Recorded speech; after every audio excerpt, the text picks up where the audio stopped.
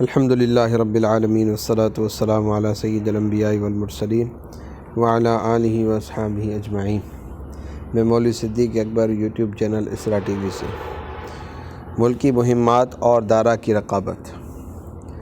عالمگیر کی پوری سوانح حیات لکھنی مقصود نہیں، مندرجہ ذیل نمبروں میں جنگ، برادران اور معزولی شاہ جہاں کے اسباب و وجوہات اجمالی طور سے بیان کیے گئے ہیں تاکہ بارگاہ مجددی کے آستانہ بوس اور اس کے مخالفین کے اعمال و مساعی پر انصاف کے ساتھ فیصلہ کیا جا سکے۔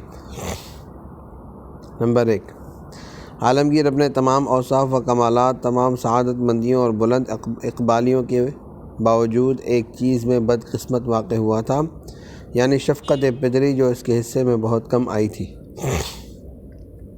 شاہ جہاں کی اولاد میں جس نے شفقت پدری سے بہت زیادہ اور بے نظیر حصہ پایا وہ اس کا لاڈلا بیٹا دارا تھا، جو ایک بچے کے انتقال کے بعد بہت زیادہ آرزوؤں اور تمناؤں کی حالت میں پیدا ہوا، جبکہ اس کے لیے اجمیر شریف حاضر ہو کر منت مانی تھی۔ دارا کی اس خصوصیت میں اگر کسی کو شرکت تھی تو وہ شاہ جہاں کی سب سے بڑی لڑکی جہاں آرا بیگم تھی۔ باوجود ہے کہ دارا فقط خوشامدی اور چرب زبان تھا اور سنجیدگی سے محروم، بے موقع ہنس دینے والا، طبیعت میں اس قدر نفاق کہ خود باپ کے ساتھ بھی اس کا رویہ مخلصانہ نہ تھا، مگر عیاری میں اس درجہ کمال رکھتا تھا کہ آخر تک شاہ جہاں کو اپنا مقصد بنائے رکھا۔ اگر کبھی اس کا مکر و فریب شاہ جہاں کے سامنے کھل جاتا تو وہ جلد ہی ظاہر پرستی اور تملق سے اس کی تلافی کر دیتا۔ عالمگیر حسن خدمات، جفا کشی، خلوص و صداقت کا یہاں تک دل دادا تھا کہ دارا کی عیاریوں کا جواب بھی اپنی صداقت کیشی ہی سے دینا چاہتا تھا۔ اس کا اعتقاد تھا کہ صداقت پسند شاہ جہاں رفتہ رفتہ خود حق و صداقت اور عیاری و فریب کاری میں امتیاز کرے گا، مگر ایسا نہ ہو سکا، حتیٰ کہ وہ وقت آ گیا کہ عالمگیر کے لیے خاموش رہنا اس کی ذات کے لیے نہیں بلکہ ملک و ملت کے لیے ہلاکت کے مترادف ہو گیا۔ لامحالہ عالمگیر کے لیے لازم ہو گیا کہ جو پردے خود سے نہیں ہٹتے ان کو تلوار کی نوک سے چاک کر ڈالے، اور جو تاریکی خود نہیں جاتی ایک الاؤ جلا کر اس کو روشنی سے بدل دے۔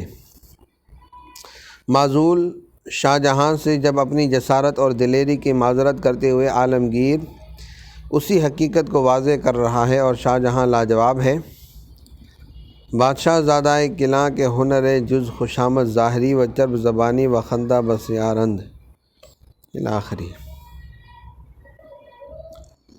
نظامت دکن بار اول 3 ذی الحجہ 1045 ہجری سے صوبہ جات دکن عالمگیر کے حوالے ہوئے۔ 8 سال تک ان صوبوں کا گورنر رہا۔ اس عرصے میں اس نوجوان گورنر نے نہ صرف دکن کے مغل علاقوں کو باغیوں، رہزنوں اور ڈاکوؤں سے پاک صاف کیا بلکہ اس میں بکلانہ وغیرہ کا اضافہ کر دیا۔ مختصر یہ 27 محرم 1054 ہجری کو، جبکہ عالمگیر کو دکن کی گورنری کرتے ہوئے 7 سال گزر چکے تھے، جہاں آرا بیگم کا جشن سالگرہ تھا۔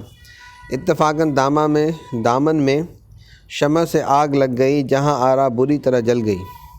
4 لونڈیاں جو ہاتھوں سے آگ بجھانے لگی تھیں ان کے کپڑوں میں بھی آگ لگ گئی، ان میں سے 2 مر گئیں۔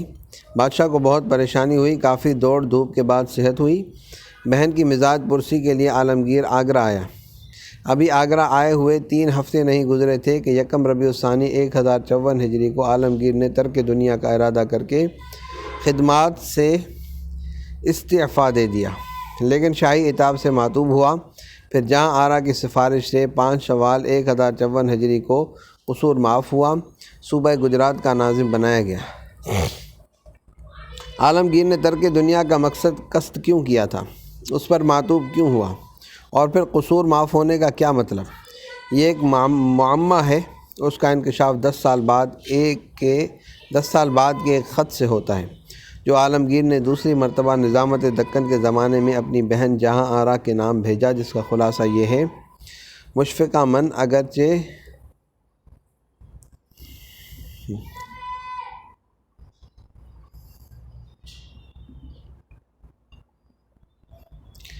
اگرچہ فدوی مریدان بادشاہی اور بندگان مغرب کے زمرے میں خود کو داخل نہیں سمجھتا، بلکہ اپنے تئیں ایک ذلیل غلام شمار کرتا ہے، لیکن چونکہ ہمیشہ اس دولت کے زیر سایہ عزت و آرام کی زندگی بسر کی ہے اور ذات شاہانہ کے احسانات و نوازش سے پرورش پائی ہے، طرح طرح کے احسانات مجھ پر ہوتے رہے ہیں، حتیٰ کہ ولایت دکن کی صوبہ داری بھی اس مرید کی درخواست کے بغیر میرے پیر و مرشد حقیقی نے اپنے خسروانہ لطف و کرم سے خود ہی مرحمت فرمائی ہے۔ لیکن مجھے تعجب ہے کہ پھر یہ بے رخی اور بے التفاتی جو شان مرید پروری اور بندہ نوازی کے قطعاً مخالف اور اس فدوی کے تذلیل و توہین اور عدم استقلال کا سبب ہے، آخر کیوں ہے؟ یہ عقیدت شرست جوایزد جاں آفریں از شانہ کے بعد قبلہ و کعبہ کی ذات والا صفات کے سوا کوئی پناہ نہیں رکھتا، بلا وجہ کیوں معتوب ہے؟ اگر کسی کی خاطر یا کسی مصلحت سے تبا مبارک کی مرضی یہ ہے کہ یہ فدوی اس قسم کی ذلیل زندگی گزارتے گزارتے آخر کار کسی نامناسب صورت سے تباہ و برباد ہو جائے، تب بھی اطاعت سے گریز نہیں۔ ہرچہ رود برسرم چوں تو پسندی رواست، حسبنا اللہ و نعم الوکیل۔ لیکن چونکہ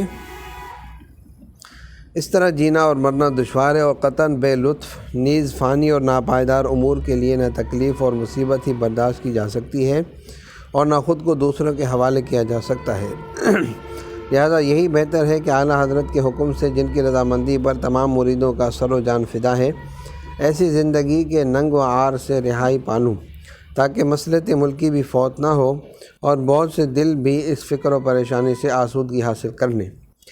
اس مرید نے 10 سال پہلے ہی اس بات کو معلوم کر کے اور خود کو مخل مقصود سمجھ کر استعفیٰ پیش کیا تھا، پھر محض پیر و مرشد حقیقی کی خوشنودی کے لیے جو اس فدوی کا سب سے بڑا مقصد ہے، اس کام میں مشغول ہو گیا۔ جو کچھ برداشت کرنا تھا برداشت کیا، بہتر یہ تھا کہ اسی وقت معاف فرما دیتے تاکہ گوشہ نشینی اختیار کر کے کسی کے لیے غبار خاطر نہ ہوتا اور اس کشمکش میں نہ پڑتا۔ اب بھی اس کام کی تدبیر اعلیٰ حضرت کی رائے ثواب نما پر موقوف ہے۔ بہرحال جو کچھ اس مرید کے لیے مناسب ہو حکم فرمایا جاوے، تاکہ مرضی مقدس سے آگاہ ہو کر اس کے لیے کوشش کرے۔ نمبر 2، صلی اللہ تعالیٰ علی حبیب سیدنا محمد وعلی آلہ وصحبہ اجمعین برحمتک یا ارحم الراحمین۔